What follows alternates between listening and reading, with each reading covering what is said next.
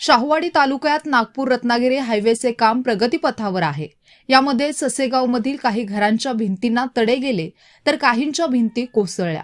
हायवेच्या कामासाठी लागणारे दगड खडी निर्माण करण्यासाठी अधिग्रहण केलेल्या जमिनीत सुरुंग लावले जातात। या सुरुंगांची क्षमता अधिक असल्याने त्याच्या धक्क्याने भिंतींना तडे गेले आहेत। याबाबत हायवेचे अधिकारी लक्ष देत नाहीत।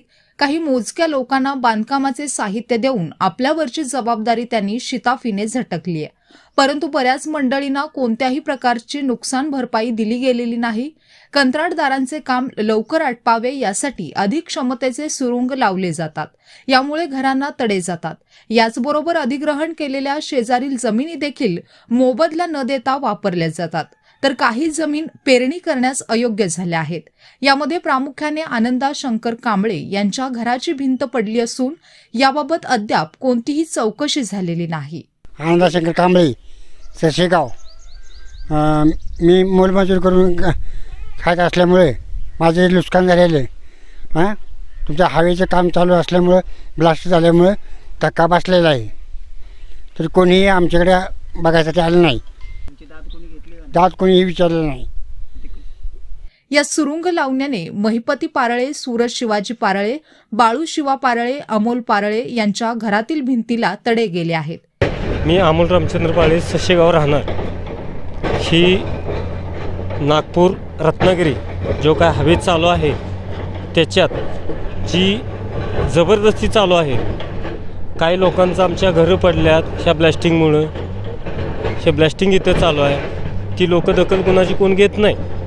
आज काय लोकांना जमीन पण गेली आहे, त्यांना पण पैसे मिळालेले नाहीत। इकडं आमची जमीन गेली, आमच्या जमिनीत तिने हे टाकले, जी शिल्लक आहे त्याच्यात खडी क्रस्टॅन टाकले आणि हिची दखल कोण घेत नाही। ते गवळीला पण आम्ही कंप्लेंट केली, गावात तिने काय दिले ते आम्हाला काय माहिती नाही। पण हे गरीबाचं काय, आज लोकांची घरं पडली सगळ्या, त्या लोकांनी जायचं कुणाकडं, न्याय मागायचा कुणाकडं? ग्रामपंचायत जर मॅनेज त्यांना झाले असेल तर ग्रामपंचायत मॅनेज झाला असतं तर गरिबांना जायचं कुणाकडं? अधिकारी वर्ग तुमच्याकडे, अधिकारी वर्ग कोणच येत नाही।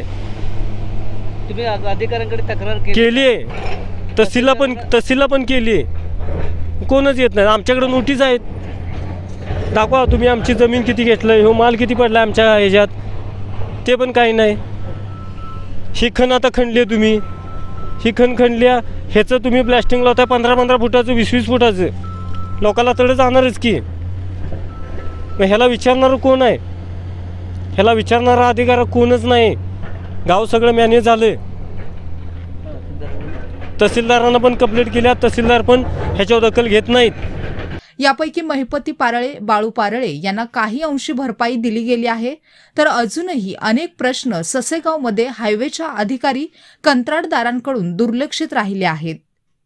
SPS न्यूजसाठी मुकुंद पवार।